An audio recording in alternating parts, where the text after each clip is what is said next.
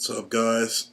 This is Steven, and I don't know, today I kind of wanted to do something new. So I've been a little sick recently. What felt like uh, a fever. I had like a really bad sore throat. Like my lymph nodes were super swelled up. Like if you touched here, it almost felt like it was just throbbing and it was swollen up. And then I couldn't swallow anything or eat anything because it was just hard. My throat was sore, and I had like massive fatigue. So this kind of started on Thursday morning, and like it just pretty much knocked me out the whole day Thursday. I slept. I would basically my day consisted of waking up, drinking hot tea, and then passing out again, and then drinking some more hot tea later on, over and over, and then um, adding in some, what do you call it, ibuprofen every once in a while. And then I ended up going to the doctor yesterday, and the reason why I did that was because it's funny, I realized I actually get this little virus thing every maybe 2 or 3 months, and I realized that maybe what it is when you fight off a symptom, like something like having a fever or something like having a sore throat, you're basically just you're getting rid of the condition, right? So your throat might be feeling better, or you might not have a fever anymore, but that does not necessarily mean that the virus is out of your body, right? So what I was thinking was happening is that every time this little thing hit me, I would basically try to fight it off by myself and avoiding the visit to the doctor. And because of that, even though I was able to successfully remove enough of the virus that the symptoms and all the problems that it caused went away, the virus still stayed in my body. So what I had to do was actually get antibiotics that would literally kill a virus from the body and get rid of it. So I actually did that this time around, and I actually realized that was probably something that I needed to do a long time ago. So to any of you out there, if you guys have any recurring illnesses or recurring problems, you might try to the try to find the root problem or the root cause. I feel like most of the time we always look for the solutions to the symptoms as opposed to what is causing the problem. So that's something you guys might want to check out. But one reason I really wanted to do a blog today was because I've been kind of talking to this man in his mid 40s who I consider one of my mentors. He started his own um, therapy business. He started off with having like one client, and he would see him in a garage.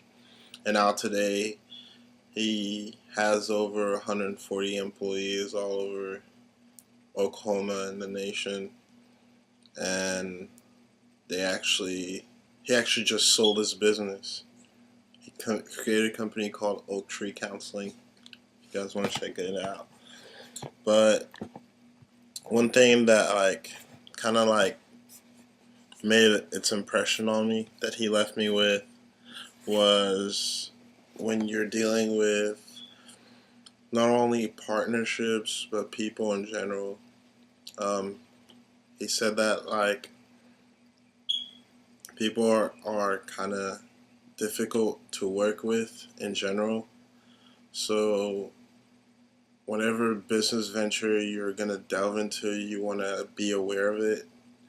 And another thing that really stuck with me was his idea of stress, and he illustrated this by telling me the story of when he was a younger kid, and his father told him that his father,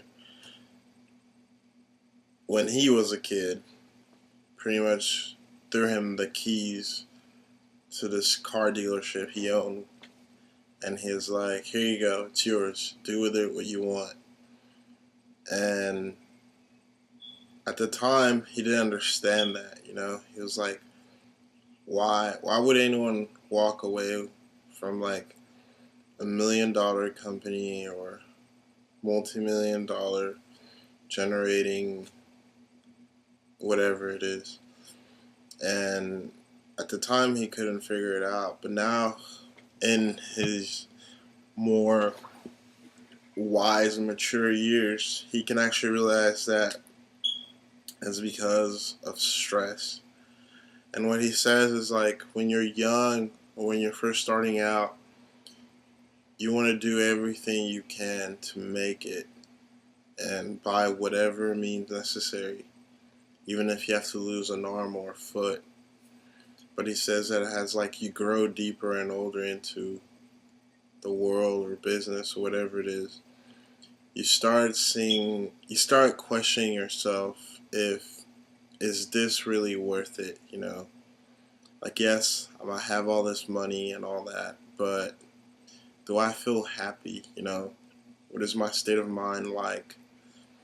Is this all the stress I'm having to deal with really worth it? The stress of having people wanting to sue you because you now have a lot more money than they do, or you have money that they want, or you have people who are mad at you because you feel you've made a move that will benefit you financially, but because they're not a part of it, they kind of get jealous and butthurt, and they want a piece of the action. Or you have all these other people who look at you differently now and find every little thing to pigeonhole you or to kind of like shame you just because you're more successful than they are. So he says that like in all those things, you actually kind of want to be aware of that, and truly ask yourself, how bad do you want it? Is this what you want? And if it is, take the appropriate steps, towards that. So, it was funny because for me, like, I I feel I didn't really understand that. I mean, I did, but it's kind of like, man, what is this guy talking about? But then, like, I kind of sat on it and I thought about it, and I was like, wow, like, he actually has a point. I mean, how many times did I force something because I wanted it so bad, and then it just came back and bit me? So many times that has happened. Not only just in like different endeavors, but different parts of my life as well, dating, or even like nutrition sometimes. Like earlier when I first started running, I kind of like got burnt myself out very easily, just because like I was just so on it all the time without giving myself proper rest. So I had to learn that, that 4 or 5 days a week is best, and then 2 days out, I rest. So I had to figure that out. Now, what am I trying to say? It's like,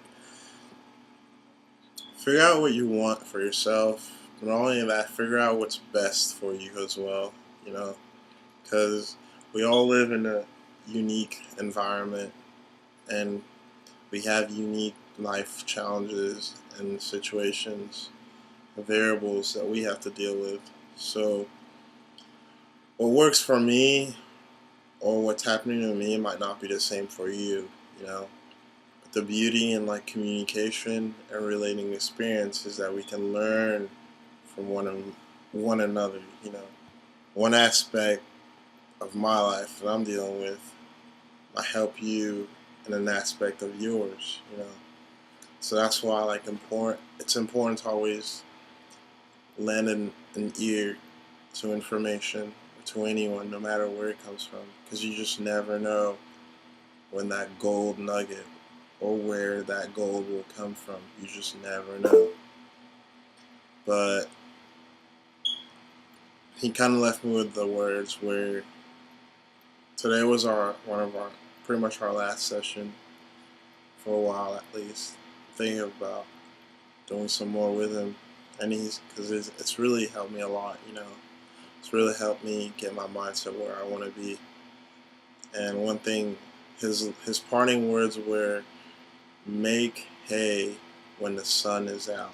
You know, and at first I thought it was just one of those little silly, cute sayings that people say all the time, but actually has a lot of connotations to it. You know, one aspect of it could mean that yes, you know, do work diligently. You know, make hay when the sun is out. So when the sun is out, work. You know, or when you have time or energy, work. But another aspect of it is do things in its accord. You know, everything has its specific time. So when the sun is out, do the things that are related to sun activities. You know, don't try to make hay at night. Something like that. So another thing also was the whole idea of getting things done now. And it's like, make hay while the sun is out. Don't wait until the sun is down to say that you're going to do it. If you can do something now, do it. And that's another thing that he kind of like really pushed on me today, and that was the whole waking up early, you know, because now that it's summer and I'm out of school, I've kind of been really enjoying not waking up early. You know, I've been like sleeping in quite a bit, waking not waking up until maybe 11 or 12. And he was actually telling me that, you know, it's soft, like that's for suckers. You know, successful people wake up at 7 in the morning at the latest. You know, they start their day early. And he kind of went on like this 20-minute, not a rant, not a talk about it, but like a small like tangent about it. And like I could feel that it was something important, you know, it was something that mattered. And he was really trying to make me understand that.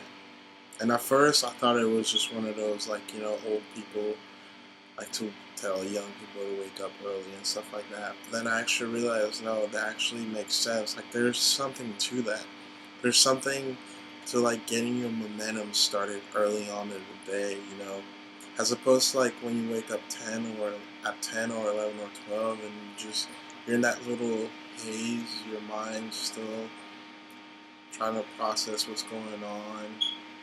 It's kind of like when you wake up early in the morning, you give yourself that time to wake up.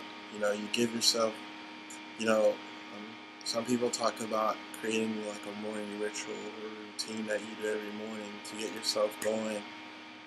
And I can fully see the benefits of that. It's kind of like you're priming yourself for success, you know.